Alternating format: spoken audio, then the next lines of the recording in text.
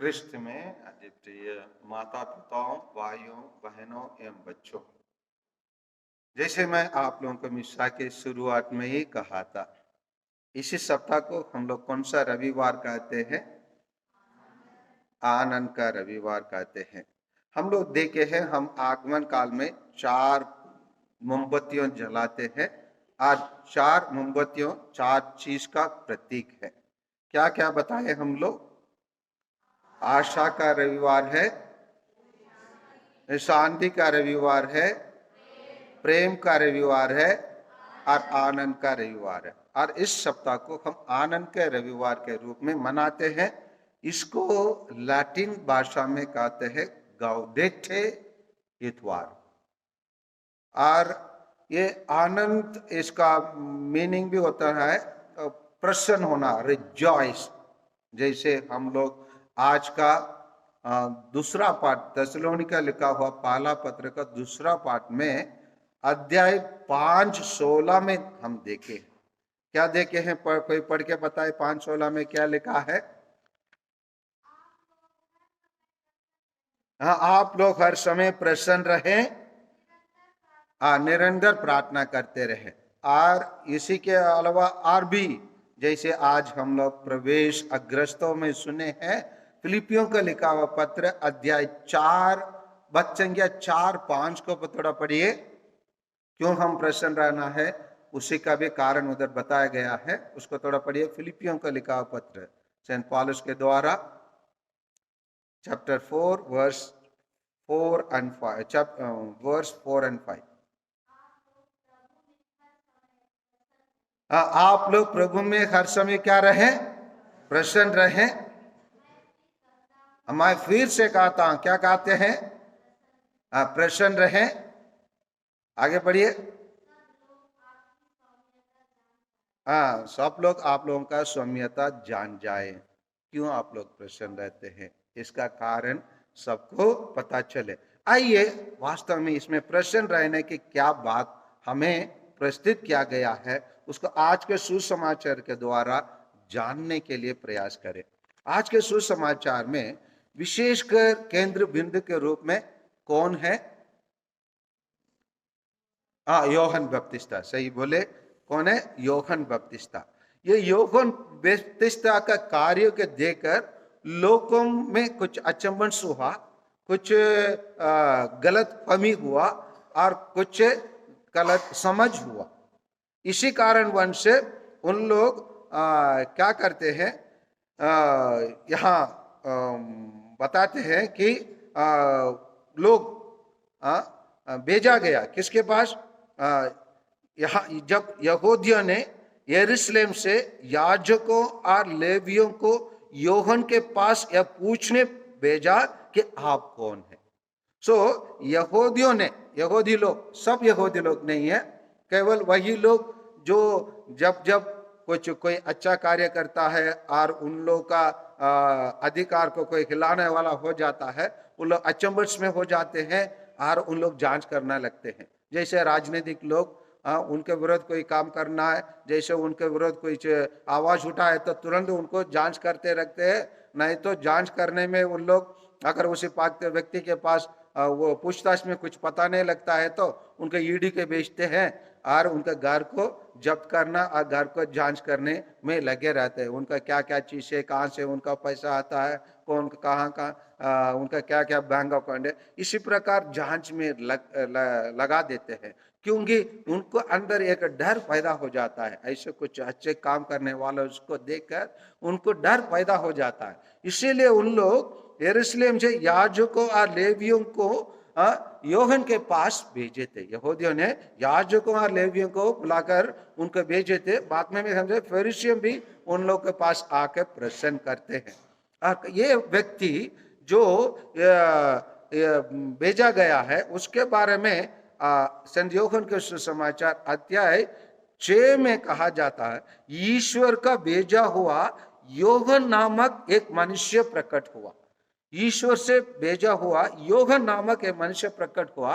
ये संत योहन विशेषकर वो अपने सुसमाचार लिखता है और कहीं भी वो अपना नाम को प्रकट नहीं करता है। वो अपने नाम को वो क्या करता है, छिपा कर रखता है, लेकिन अन्य लोगों के नाम को वो देने में बहुत माहिर है। इसीलिए भेजा हुआ उसी व्यक्ति को नाम देता है। यूहन्ना नामक एक मनुष्य प्रकट हुआ और प्रकट होके वो क्या करता, वह साक्षी के रूप में आया। साक्षी, साक्षी देना मतलब गवाही देना मतलब क्या होता है हम लोग के सोच के अनुसार? साक्षी देना, गवाही देना हमारे सोच के अनुसार क्या होता है? किसी के बारे में कुछ पूछताछ होता है, उसी के बारे में हम लोग कुछ जानकारी प्रदान करते हैं, सच है या गलत है। हुआ है तो हुआ बोलते, नहीं हुआ तो नहीं हुआ बोलते। ये एक प्रकार का साक्ष्य है। इसी साक्षी शब्द को अंग्रेज में टेस्टिमनी कहते हैं। इसी को ग्रीक भाषा में मटीरिया कहते हैं। मटीरिया मतलब क्या होता है? ग्रीक भाषा में मटीरिया मतलब होता है या टेस्टिमनी मतलब होता है, जो व्यक्ति टेस्टिमनी देता है, यह साक्ष्य देता है, वो अपने लिए कुछ नहीं करता है, वो दूसरों के लिए करता है। वो हो सकता है अपने जीवन को भी निछावर करके वो साक्ष्य देने का काम कर सकता है। उसी प्रकार का कार्य वो करता है। करने के टाइम पर यहाँ कहा बताया जाता है, जिससे वह ज्योति के विषय में साक्षी दे। अभी ज्योति कौन है?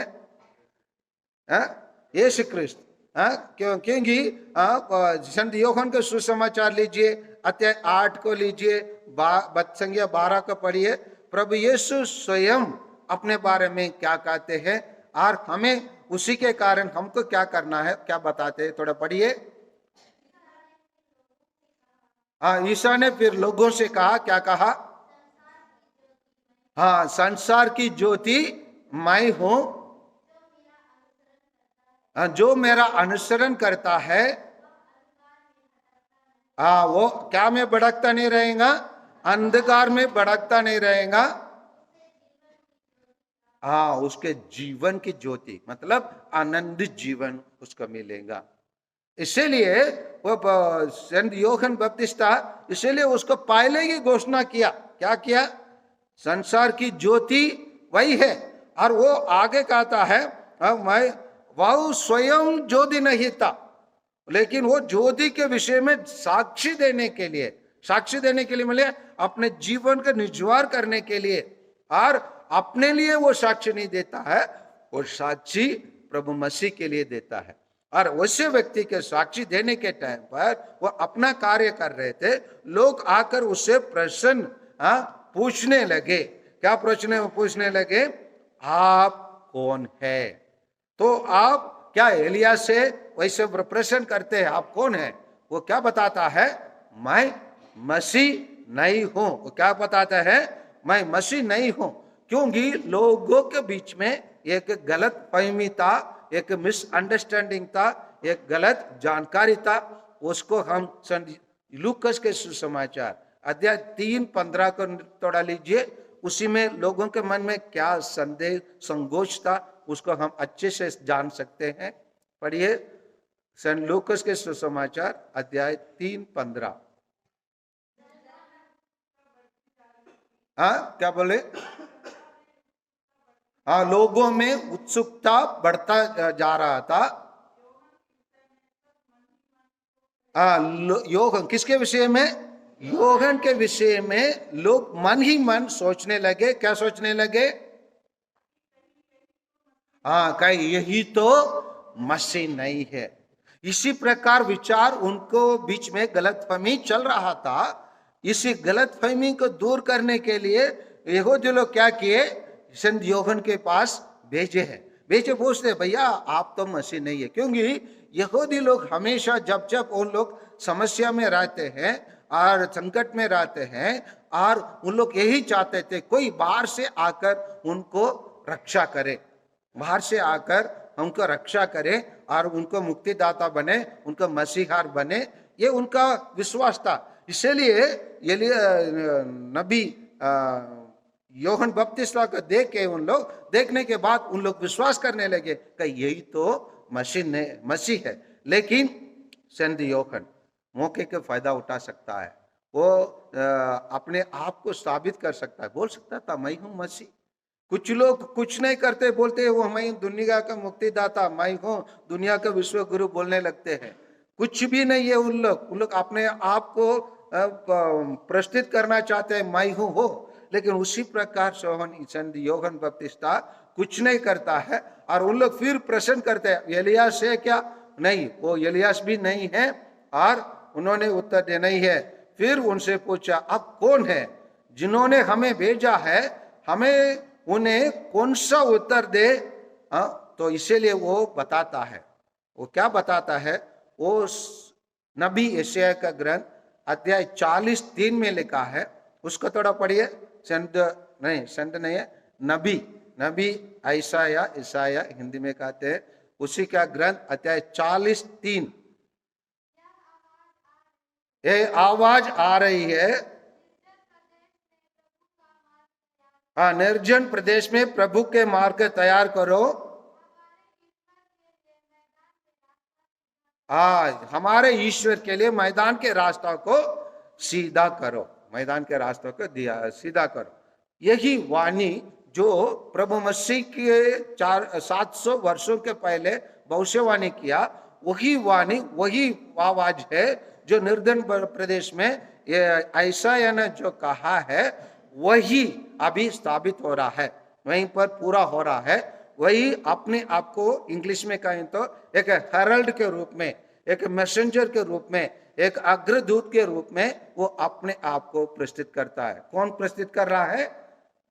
संत योहन बपतिस्ता अपने आप को प्रस्तुत कर रहा है। इसलिए वो